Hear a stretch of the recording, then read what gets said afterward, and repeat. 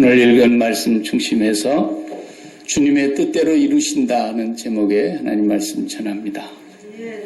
우리가 지금 계속해서 다윗 왕의 생애 가운데 우리아의 아내 밧세바와 간음을 한 죄로 인해서 그 이후에 일어나는 일들을 계속해서 살펴보고 있는 중입니다. 다윗이 그 죄를 범하고 나서 그 죄를 은폐하려고 그 1년 동안을 애를 썼습니다. 그러나 결국은 그 아이가 태어나게 되었고 그 이전에는 밧세바의 남편 우리아를 원수의 전쟁터로 내보내가지고 전쟁하다가 죽은 것처럼 꾸몄지만 교활하고 잔인하게 죽였습니다. 그런데 하나님이 회개의 기회를 주셨음에도 불구하고 다윗이 끝까지 회개하지 않자 나단 선지자를 보냈습니다. 나단이 하나의 픽션을 만들어서 다윗에게 들려주자 다윗이 분노하게 되었고 지금 이 얘기의 주인공은 당신 얘기입니다. 다윗을 지목을 하니까 다윗이 늦은 감은 있었지만 하나님 앞에 엎드려져서 회개를 했습니다. 얼마나 눈물을 흘리며 참회를 했던지 그가 쓴 시편을 보면 침상에 요가 젖었다 그랬습니다. 하나님은 다윗을 사랑하시는 거로 죄를 용서는 해주셨지만 왕을 백성이 세우는 것이 아니고 신정정치의 시대에는 하나님이 왕을 세우니까 백성이 잘못하면 왕을 통해서 심판하지만 왕이 잘못하는 것은 누가 심판할 사람이 없어. 그래서 하나님께서 친히 사랑의 매를 들으셨습니다. 앞에서 말씀하신 대로 이미 우리가 보았지만 내가 사람이라고 하는 채찍으로 너하고 가장 가까운 사람들을 통해서 내가 너를 징계할 것이다. 그렇게 말씀했습니다. 그러고 나서 지금 다윗이 많은 하나님의 채찍과 징계를 받습니다. 첫 번째 사람이 가장 가까운 큰아들 암논이 배다른 또 다른 자녀 다말을 겁탈해서 너무너무 집안이 풍비박산이 됐습니다.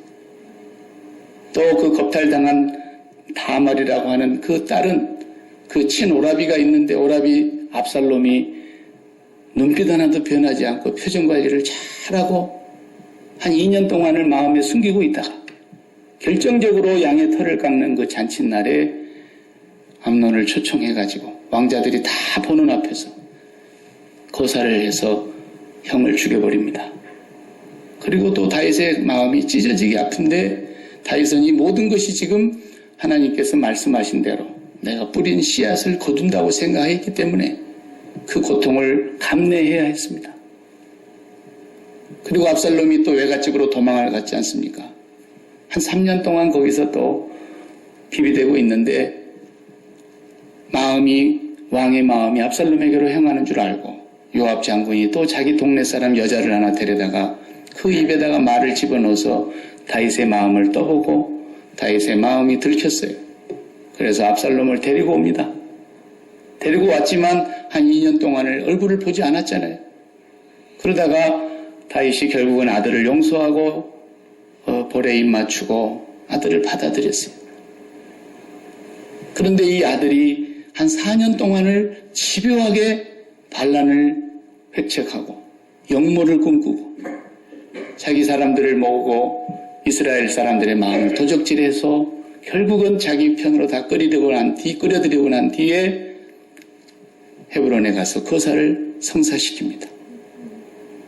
다윗이 그 소리를 들을 때에 신발도 신지 못한 채 궁궐을 빠져나오는데 울면서 통곡하면서 빠져나왔습니다. 하나님의 궤도 따라 나서려고 할 때에 다시 그 자리에 갖다 모시두라 그랬습니다. 하나님이 하시는 일이기 때문에 하나님이 나를 기뻐하시면 내가 다시 되돌아가서 그분이 계신 곳에서 내가 하나님을 뵐 것이고 그리고 자기 부하들과 대소신뢰들과 자기를 따르는 몇 명의 백성들을 데리고 이제 도망을 가는 거예요. 지난주에 우리가 봤다시피 사울의 족속 중에 하나가 뒤따라 나오면서 시므이라는 사람이 돌멩이질을 하면서 흙먼지를 날리면서 다윗에게 입에 담지 못할 저주와 욕을 퍼붓고 따라오는 거예요. 그 부하들 장수 가운데는 아비새가 저 죽여버리고 가겠습니다. 그런데도 살려두라 그랬습니다. 여호와께서 다윗을 저주하라고 하시니 거기까지 다윗이 받아들였어요. 그리고 지금 도망을 갑니다. 나라가 압살롬의 수중에 완전히 들어갔어요. 이 정도 되면 95% 나라가 기울어진 거예요. 압살롬의 수중으로 나라가 다 들어간 것처럼 보이는데 한 가지만 남은 거예요. 다윗이 아직 살아있어요. 다윗만 죽이면 끝나본다라고 생각했던 거죠. 근데 그 중에 여기까지 오기까지는 압살롬에게 아주 뛰어난 책사가 있었습니다. 모략가가 있었습니다. 굉장한 사람입니다. 이 사람은 본래 다윗 왕 때 다윗의 책사였고 다윗의 지략가였고 다윗의 참모였어요. 그런데 이 사람이 다윗을 배반하고 압살롬에게로 가가지고 압살롬에게 붙었다. 우리가 거기까지 다 한 장 한 장씩 넘어가다 보니까 다 읽지를 못했지만 그 사람의 이름이 아히도벨이라는 사람입니다.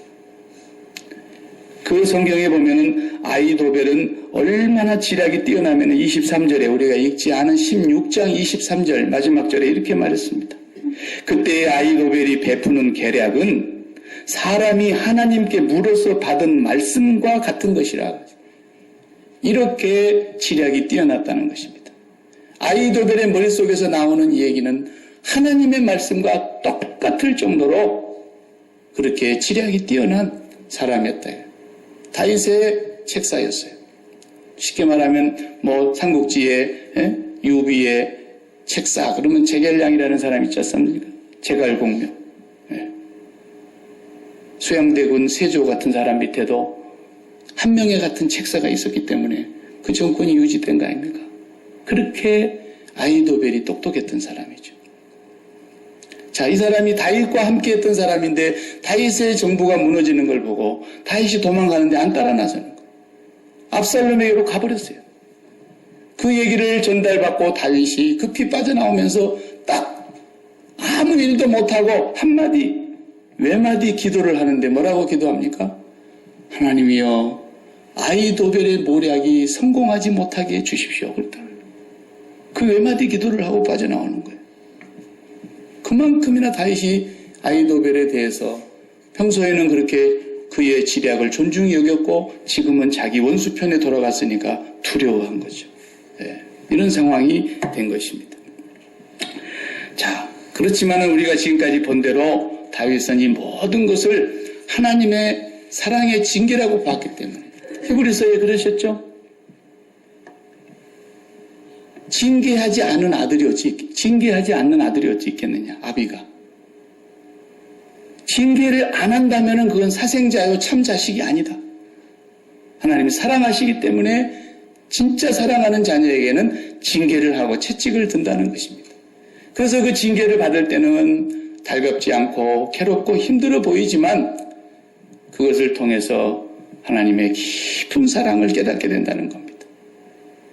그래서 지금 다윗이 그 징계를 받으면서 이 모든 일에 대하여 자기 책임이라고 받아들이니까 범사에 이런 문제를 하나님께 인정을 해드렸어요. 여호와를 인정하고 지금 받아들이는 거예요. 그리고 이제 자기의 본 직업을 되찾았어요. 메인 비즈니스가 왕의 자리를 지키는 것이 아니라 내가 등 돌리고 업신여겼던 여호와를 다시 되찾고 여호와의 마음을 얻는 것이다. 자기가 이 메인 직업을 지금 찾아가고 있는 중입니다. 그래서 세상을 등지고 하나님께로 더 가까이 나아가는 그런 와중에 오늘 우리가 또 한 부분을 읽었습니다. 오늘 이 사건을 보면서 이제 우리가 중간중간 다 읽지 못하고 넘어온 내용들이 몇 가지가 있는데 그걸 살펴보면서 하나님께서 오늘 우리에게 주시는 이 계시의 말씀이 도대체 무슨 뜻인가? 뭘 우리에게 알게 해주시려고 다윗의 이 잘못한 사건을 이렇게 길게 하나님 매를 때리시면서까지 우리에게 가르쳐 주시느냐 하는 거예요. 이거 우리가 알아야 합니다. 자, 아이도벨부터 먼저 잠깐 보겠습니다. 이 아이도벨이 누구냐? 사무엘하 23장 마지막에 가서 나중에 보겠지만 먼저 그걸 보면은 34절에 아이도벨의 집안의 얘기가 잠깐 나옵니다. 그 아이도벨은 딸이 하나 있었습니다. 손녀딸입니다. 손녀딸.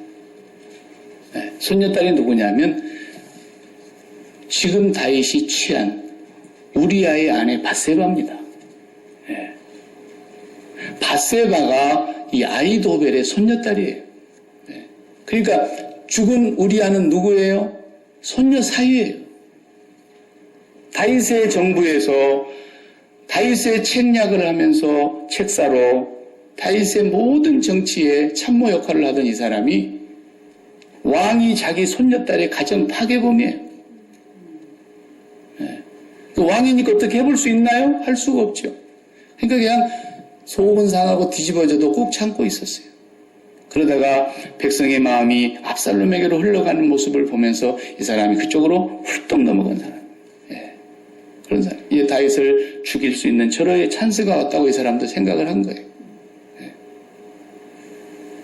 그러니까 빠져나오면서 그 얘기를 듣고 얼마나 놀랬겠냐.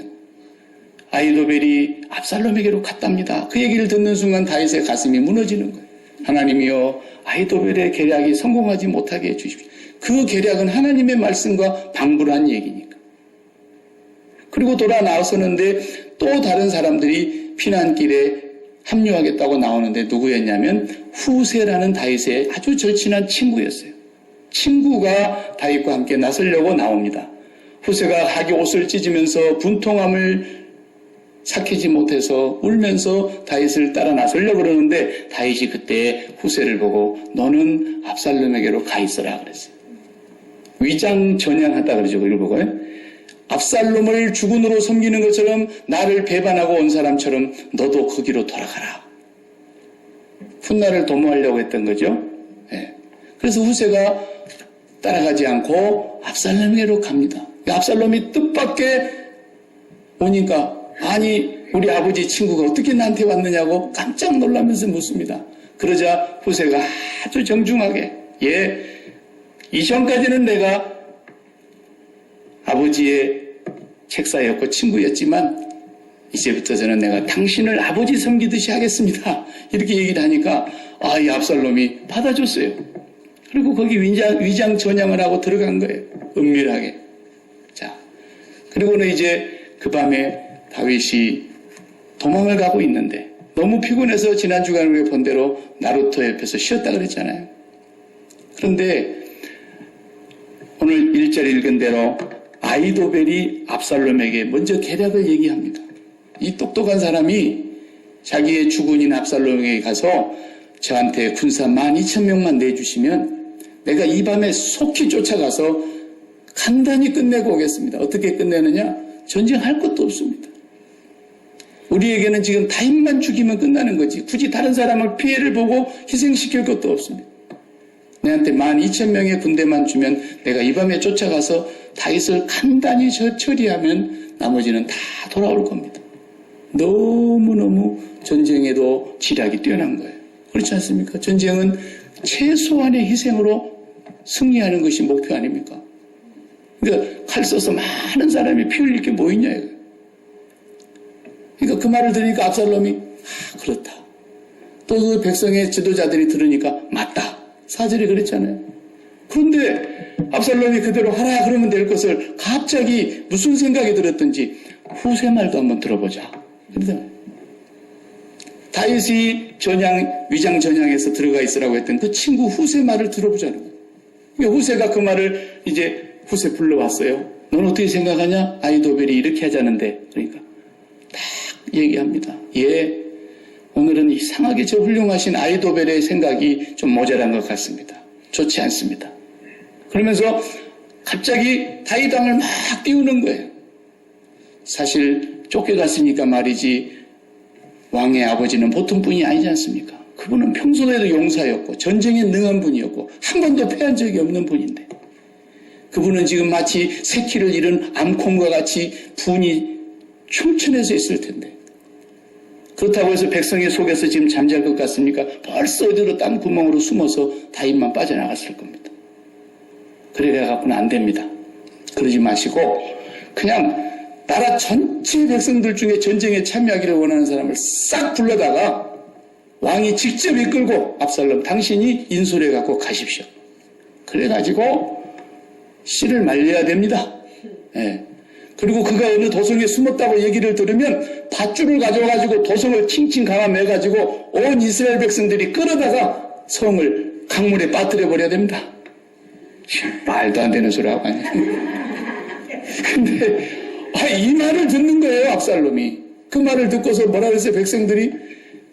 와, 과연 오늘의 후세한 말이 진짜 옳다. 아까는 압살롬과 이스라엘 장로들이 옳다 여겼다 그랬는데 이제는 압살롬과 온 이스라엘 백성들이 옳다고 여겼어요. 그 이유가 뭐냐? 마지막 14절에 이렇게 얘기했어요. 압살롬과 온 이스라엘 사람들이 이르되 아렙 사람 후세의 계략은 아히도벨의 계략보다 낫다 하니 이는 다같이 여호와께서 압살롬에게 화를 내리려 하사 아히도벨의 좋은 계략을 물리치라고 명령하셨습니다. 아멘. 네. 사람이 망하려면은요, 너무 쉽게 인생이 이렇게 순간에 한 나라가 지금 여러분 짐 실어봐서 알죠? 짐을 싣고 이렇게 저도 어렸을 때 농사지면서 지게질도 해봤는데요. 조금 기울어지는 것은 어떻게 이쪽으로 이렇게 무게중심을 잡고 가면 되지만요. 한 15도 기울면 넘어갑니다. 예. 그게 쉽질 않아요. 근데 이건 95% 넘어간 거예요, 나라가. 이미.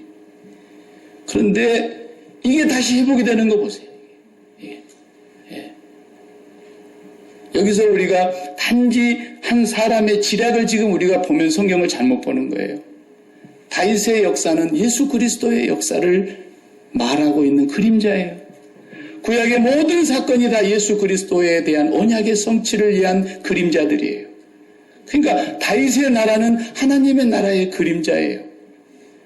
그래서 다윗이 지금까지 온 과정을 보면은 다윗이 뭐 했어요? 한 게 없어요. 다윗은 절대로 자기가 뭔가 칼로 이 나라를 지킬 수 있다고 생각을 안 했어요. 하나님의 나라는 아주 힘이 없는 것 같지만 엄청나게 핍박을 받을 때도 그랬고요. 초대교회 그 많은 성도들이 죽음을 당할 때도 그랬고요. 그 폭군 네로 같은 사람이 이 땅의 교회를 없애버리려고 그렇게 잔인하게 핍박을 내렸지만 하나님의 교회는 칼을 쓰지 않고도 지금 보세요. 네로는 온데간도 없지만 하나님의 교회는 계속해서 퍼져가는 거예요. 온 땅에 하나님의 뜻대로 되는 거예요. 예. 누가 하나님의 뜻을 거스리냐 말이에요. 그러니까 다윗을 통해서 보여주는 것이 바로 그것입니다. 압살롬은 용이 주도합니다. 얼마나 무서운 사람인지 2년 동안 얼굴 표정 하나도 안 바뀌고 형님을 잘 모셨어요. 형님이 꼴딱 속았어요. 설마 자기를 죽일 마음을 칼을 품고 있는지 몰랐어요. 그런데 가장 안전한 자리에다 데려다 놓고 술을 많이 먹여가지고 정신이 희물을 그냥 죽여버리는 거예요. 이런 압살롬이 용이 주도하고 세상적으로 말하면 이런 사람이 성공하는 겁니다. 예. 무슨 일을 해도 세상 사람들은 이런 사람을 좋아합니다. 이렇게 해야 인생이 잘 되는 것 같은데 결국은 압살롬은 압살당해서 죽습니다. 예. 이게 하나님의 역사에서 보여주려고 하는 겁니다. 하나님의 성도들이 하나님의 백성들이 힘이 없어서 가지고 비리비리한 것처럼 보이고 이래도 흥하고 저래도 흥하고 그냥 그러니까 우리를 바보로 알지만 우리 아버지는 바보가 아니세요. 우리 아버지가 한번 손 들었다 그러면 천하에 누구도 거스릴 수가 없습니다. 네. 그것을 성경에서 계속해서 보여주고 있는 걸 우리가 놓치면 안 되는 것입니다. 다 집을 세우려고 애를 쓰지만 여호와께서 집을 세우지 아니하시면 세우는 자의 수고가 헛되다 그랬습니다. 다 나라를 지키려고 국방비를 들이고 군인들을 세우고 그러지만 여호와께서 성을 지키지 아니하시면 세우는 자의 지키는 자가 수고가 다 헛되다는 거. 파수꾼이 깨어 있어도 안 된다는 거. 도둑질 당하려면 개도 안 짖는다 그러잖아요. 네. 아침 일찍 일어나서 저녁 늦게까지 다 수고하지만 수고의 떡을 먹음이 여호와께서 함께하지 아니하시면 헛되다고 말씀하시는 것입니다. 하나님의 뜻대로 되는 것입니다. 이것이 성도의 삶인 거예요. 세상 사람들은 그렇지 않죠. 자기들이 개척에 가야 되는 겁니다.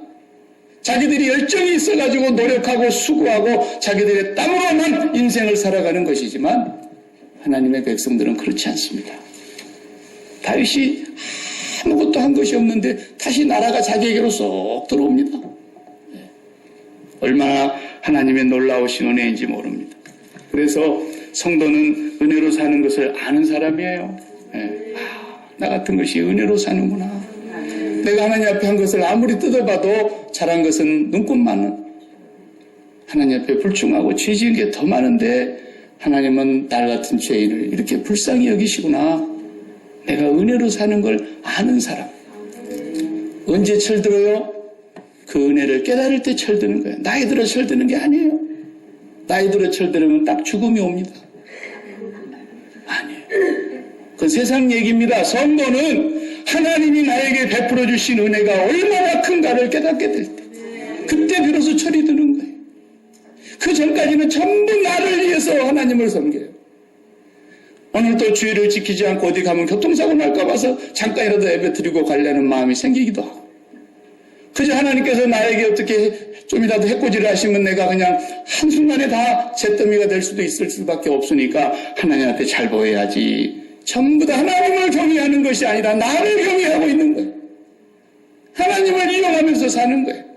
그러다가 어느 날 십자가의 은혜가 자기 가슴 속에 부딪혀 올 때 하나님의 은혜를 깨닫게 되면은 이 사람이 이제 철이 드는 거예요. 이제 나를 위해서 살아서는 안 되겠구나. 나를 위해서 죽었다가 다시 살아나신 그분을 위해서 살아야 되겠구나. 부부들도요, 젊었을 때는 다 사랑 때문에 산다 그러고요. 이쁜 거 뜯어먹고 살고요. 그냥 열심히 일하려고 하는 열정 보고 살고 그러는데요. 나이 들면 다 그냥 아까워서 산대요. 아까워서. 뭐가 아깝냐? 그러니까 지금까지 공들인 게 너무 아까워요. 공들이는 것을 생각하니까 아까워서 어떻게 할 수가 없어요. 그러잖아요. 다 공감이 가는가 봐. 이뻐서 같이 사는 게 아니라 공들인 게 아까워서. 저도 그런 게 있거든요. 아니, 집사람 말고 우리 집에 제가 36년 동안 지금도 아니 한국에서 버리고 왔어야 될 것을 지금까지도 갖고 있어요.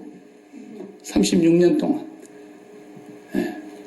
중학교 1학년 때 내가 밥 굶어가면서 책 샀던 거. 그 책은 다른 책은 다 버렸어요. 그 책은 안 버리고 지금도 저 가라지 써놨어요. 네. 내가 그때 밥 굶으면서 공부했던 그 신학교 시절에 36년 전이 그 책만 들여다보면은 생각이 나요. 네. 하물며 우리가 물건 하나도 아주 공들여봐요. 그거 쉽게 못 버립니다. 개는 더 못 버립니다. 얼마나 공을 들였는데. 물건 하나도. 그 물건 누가 가져가가지고 빌려달라고 해서 빌려줬더니 가서 잊어버리고 왔다. 이거 정말 보통 일이 아닙니다. 나 우리 가라지에 있는 그 책 우리 집사람이 없애면 내가 고민해봐야 됩니다. 하물며 하나님께서 우리에게 공들인 것이 얼마나 큰데, 하나님 우리에게 공들인 것은 값으로 매길 수가 없어서 우리가 이뻐서 데리고 있는 것이 아니라 공들인 게 아까워서 못 버리시는 거예요. 무슨 공을 들였길래? 예수 그리스도의 십자가의 보혈을 쏟아부었기 때문에 예수 그리스도가 너무 소중해서 우리를 못 버리는 거예요. 그 값이 너무 커서. 우리가 뭐 이쁜 거 한 가지라도 뭐 있습니까? 그런데 하나님은 스바냐 선지자를 통해서 3장 17절에 그러잖아요. 그가 너를 잠잠히 사랑하시며 기뻐하시며 기쁨을 이기지 못하시며, 하나님 우리 때문에 기쁨에 겨워서 기쁨을 이길 수 없을 만큼 우리를 이뻐하시고 사랑하신다는 거예요. 왜? 우리에게 공들인 게 너무 커서. 우리가 부족해도 우리가 연약해도 하나님 그렇게 사랑하고 용서하신다는 거예요. 그래서 이 다윗의 나라는 예수 그리스도가 올 나라이기 때문에, 하나님의 나라의 모형이기 때문에, 이 나라를 없앨 수는 없기 때문에 다윗을, 하나님께서 이 사랑하는 다윗을 징계하고 채찍질을 내리지만 절대로 다윗을 버리지 않습니다. 이걸 보여주시려는 거예요. 아니 그게 압살롬의 어떻게 마음이 그 순간 그렇게 바뀝니까? 아이도벨의 말만 듣고 오늘 가서 해결하고 와라. 그러면 다윗이 어떻게 됐을는지 몰라요 정말. 그런데 하나님께서는 그 순간에 후세의 말도 들어봐야지 이 마음을 주시더니만, 후세가 하는 말을 듣고 온 이스라엘 사람들이 다 그 말이 맞다, 그 말이 맞다. 하나님께서 압살롬의 마음을 바꿔버렸어요. 잠언 21장 1절에 그 말씀이 바로 그 말씀. 왕의 마음이 여호와의 손안에 있나니 저수지의 물과 같아서 임의로 인도하느니라 그랬어요. 하나님 여호와께서 마치 농부가 저수지의 물을 자기 논으로 댈 때 이 논으로 보내고 저 논으로 보내고 농부의 마음대로 하는 것처럼 왕의 마음이 여호와의 손안에 있어서 여호와께서 왕의 마음을 주장한다는 거예요. 우리는 그 왕한테 잘 보이려고 그러죠. 그 왕의 눈에 우리가 픽업되기를 원하죠, 사람은. 그러나 그 왕의 마음을 하나님이 주장하신다는 겁니다. 사람의 마음이 하나님의 손에 있어요. 하나님의 뜻이 미치지 않는 것이 한 것도 없어요. 공중에 나는 새 한 마리, 하나 썰려는 두 마리가 죽어도 하나님은 그걸 먹이고 입히신다 그랬어요. 들의 백합아 길쌈 수고하지 아니해도 하나님이 먹이시고 입히신다는 거예요. 하나님의 뜻은 예수를 믿는 사람이나 믿지 않는 사람이나 온 우주 속에 그의 뜻이 미치지 않는 곳이 없어요. 오늘도 하나님의 뜻은 진행되어 가고 있어요. 근데 그 뜻이 어디로 흘러들어가게 되어 있느냐. 제가 옛날에 고속도로에 들었죠. 미국은 그냥 고속도로 다 공짜로 달리니까 우리가 고마움을 잘 모르는데, 이번 추석에 고국에서는 추석절에만 대통령이 특별히 부탁해가지고 도로공사에서 무료로 했대요.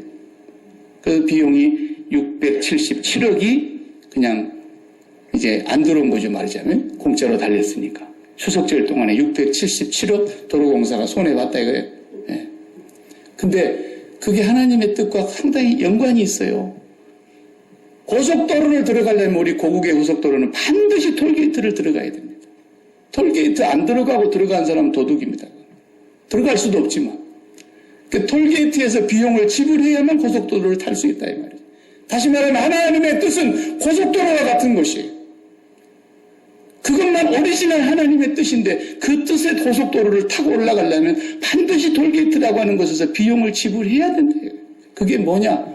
마음을 지불해야 되는 겁니다. 그 톨게이트가 하나님이세요. 비유로 들자면. 그 하나님께 마음을 지불해야 그 고속도로 들어갈 수 있어요. 하나님의 뜻에 올라탈 수가 있어요. 내가 내 마음의 소원, 내 소원을 내가 품고 내가 계획하고 내가 모든 것을 가슴에 잔뜩 담고 고속도로 못 올라갑니다. 하나님의 뜻으로는 못 들어갑니다.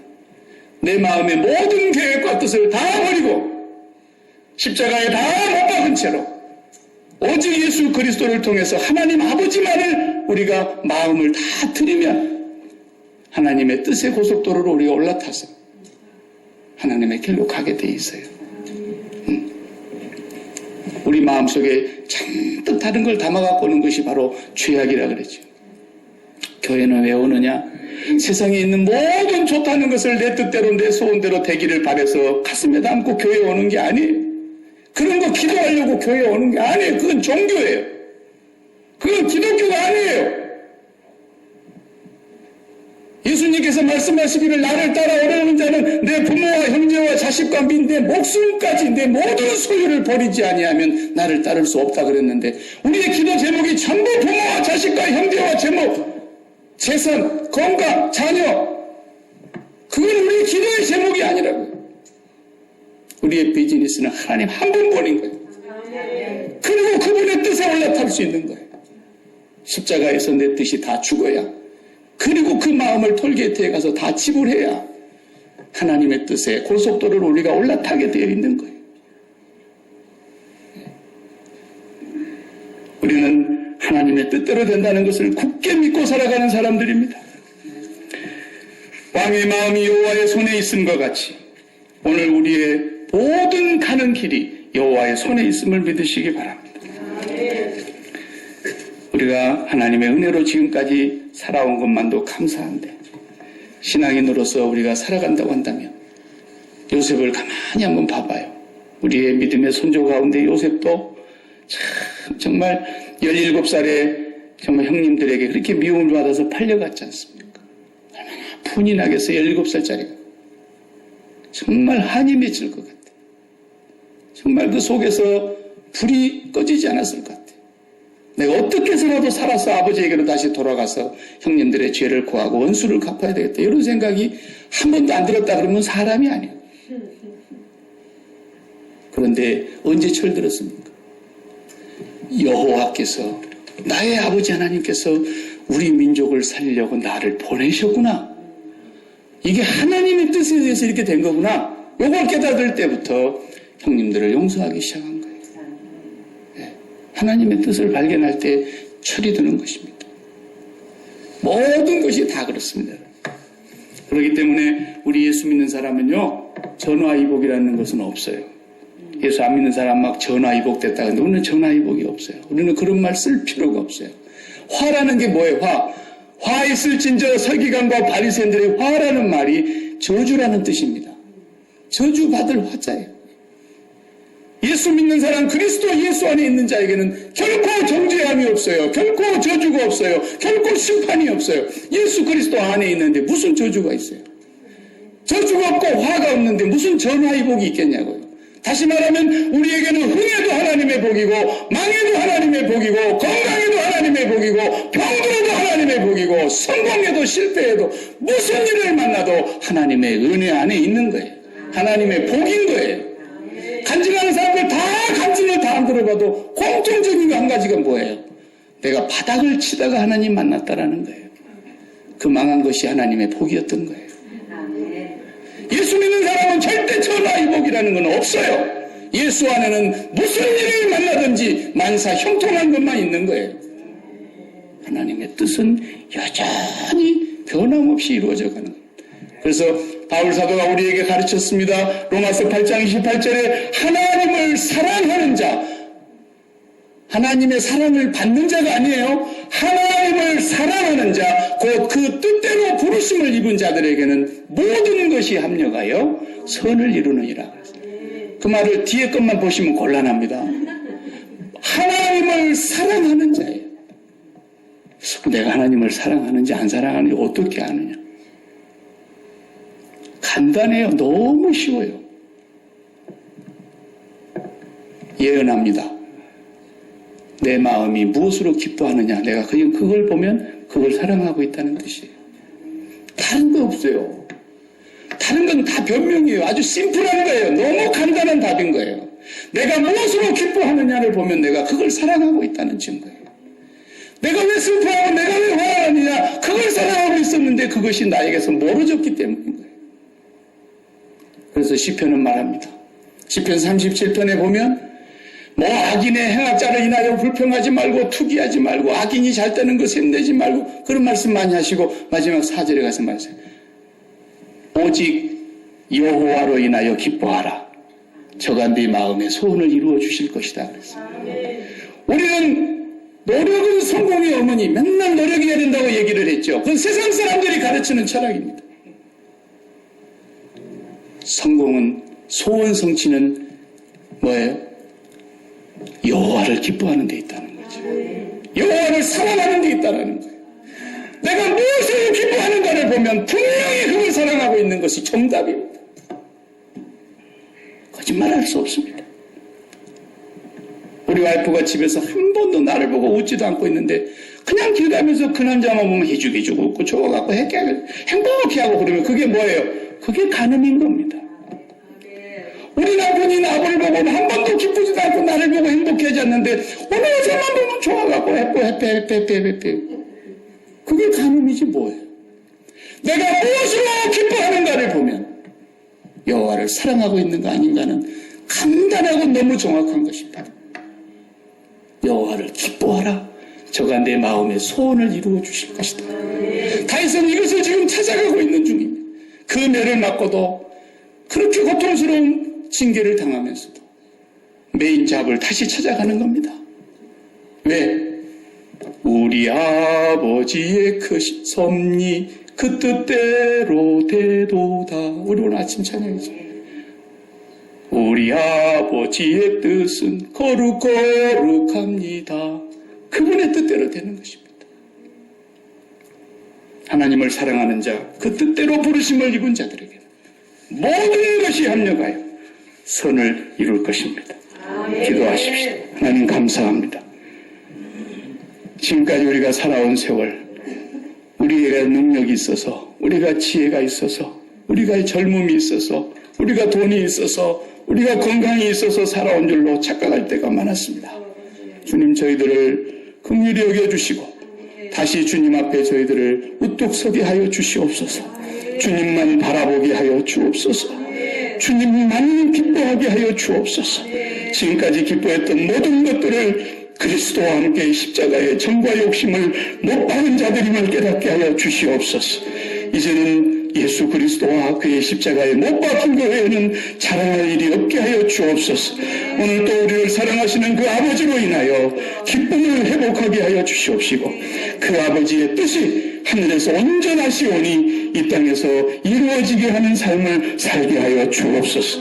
예수님의 이름으로 기도하옵나이다. 아멘.